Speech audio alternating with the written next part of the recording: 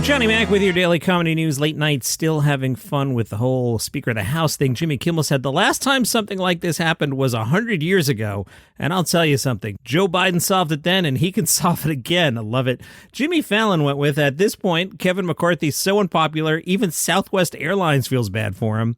But Fallon had just, sometimes I look at the writing on these jokes, and again, they are told much better than I ever will. But what is this one from Fallon? Kevin McCarthy lost his 6th vote in Congress. To be honest, it's hard to get every Republican on board. It's like getting 218 friends to agree on where to have brunch. That's like a joke like your aunt makes and you don't even laugh. Like, I don't get it. You hear me being speechless. All right, moving on. From Rolling Stone, Chris D'Elia's comedy show quietly canceled after new sexual misconduct allegations. The Hollywood Improv has apparently removed D'Elia's January 11th show from its schedule with no explanation. Rolling Stone adds, just weeks after the comedian was accused of predatory behavior. This is a new story, not the previous stories. D'Elia was scheduled to play the Improv on January 11th as part of a tour that kicks off January 7th. But on Tuesday night, the date was removed from the Improv site and D'Elia's website without explanation. Rolling Stone reached out to the Improv. They did not give further comment other than confirming the cancellation. Rolling Stone adds, in December, more than 2 years after D'Elia was accused of using his celebrity to seek out teenage girls and young women to request nude photographs and making unwanted sexual advances, comedian Kyle Anderson released a YouTube documentary that furthered the initial allegations. At the time of this recording, Rolling Stone says D'Elia has not yet responded to the new claims, but on Wednesday had released a Patreon episode saying he was recently in rehab, alluding to his previous admission that, quote, sex controlled my life, unquote.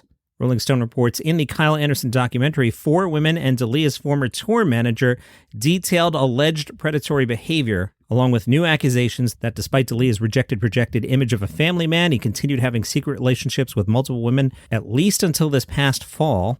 One woman came forward in the project to claim she'd been dating Chris since March 2020 and became trapped in an emotionally abusive and controlling relationship with the comedian. They add the comedian has otherwise emerged relatively unscathed. His podcast and Patreon account, congratulations, still has a loyal following. His YouTube channel has nearly 600,000 subscribers. Last February, he launched an advice podcast called Lifeline with his brother Matt, and he's a regular performer at various comedy clubs. Some critics were in the early stages of planning a protest outside of the Improv. D'Elia is still scheduled at the time of this recording to perform at Hollywood Improv's sister location in Brea, California on January 13th and 14th.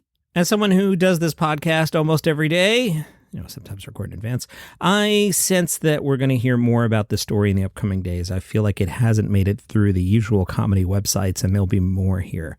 On a related matter, as I was putting the show together, I popped on over to Sean McCarthy's site, The Comics Comic, which brought me to an article in which he asked, hey, whatever happened to the bombshell lawsuit by Jane Doan against Horatio Sanz, and by extension, Jimmy Fallon, Lorne Michaels, and Saturday Night Live? Glad I asked, he writes. So you can go over to The Comics Comic and find the article for yourself. I don't want to get too deep in the weeds here. This was the case where a young lady wound up at some SNL after parties, if I'm understanding the story correctly. Sean writes, looks like it got settled out of court as a November 23rd stipulation filed with the New York Supreme Court ended the case by dismissing her claims with prejudice. Google tells me a case dismissed with prejudice is over and done with once and for all and can't be brought back to court. I Googled the name Horatio Sanz, and I found an article from CNN published November 29th. I had missed that at the time. The headline there, parties in lawsuit accusing former SNL star Horatio Sanz of sexual assault agreed to dismiss. That's all I have for you on that. Joe Rogan Experience number 1919 was temporarily taken down. I found out about this from Joe Rogan himself via his Twitter account. The guest was American author Brett Weinstein, who is a professor of evolutionary biology, and they discussed a variety of topics. One of the topics, from what I'm gathering from Joe's social, was there was a tweet, and the information in the tweet was incorrect. Rogan tweeted, I was informed last night that the tweet is fake. The show was already out, so we initially decided to post a notice saying we got tricked, then later thought it best to just delete it from the episode. My sincere apologies to everyone, especially the person who got hoaxed. Bert Weinstein on Twitter wrote, JRE number 1919 will be taken down temporarily by Joe's team to address something we discovered after its release.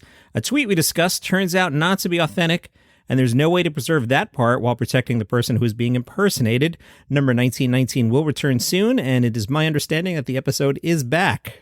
You've heard me say before, when I started this podcast, I really thought it was going to be things like telling you that Sebastian Maniscalco has a new movie coming out. I never thought that it would be all this dark stuff that we wind up getting into.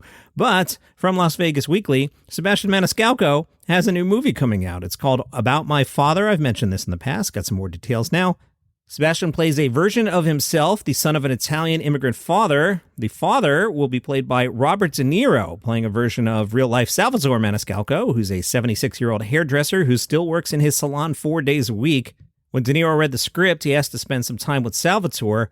Being the actor he is, he wanted to hang out with my father and get his nuances, how he smokes his cigar, how he wears his hat. Then he wanted my dad on set to talk him through some things. There's a scene that takes place in the salon, and DeNiro's doing a dye job, and he wants to do it right, so my father's teaching him. I'm sitting there looking at this, and I can't believe it. I had posters on my wall, this guy growing up, my father, and he still goes to the salon all week, so he's saying, I gotta get out of here, I'm losing clients.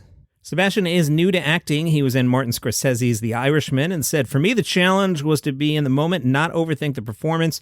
The first couple days filming was a little shaky for me, but then you're off and running. The difference is, for this, I'm basically in every scene, no days off, working every day for 6 weeks. It was anxiety-ridden, I'm not going to lie. It was fun, but there's a lot of pressure on me to deliver, and when you're doing something you typically don't do, there's a little bit of doubt you can pull it off, but after the first couple of days getting my feet wet, I felt a little more comfortable.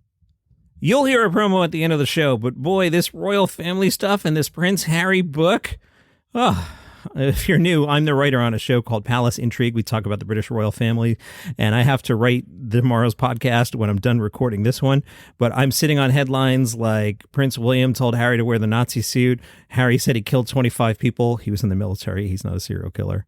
And it's just like, there's just so much going on. If you're not hip to it, Harry's on 60 Minutes on Sunday night. Harry has a book coming out next week. So if you like Gossip Corner, add some royal family to that and check out Palace Intrigue wherever you get your shows. You'll hear the promo at the end of this.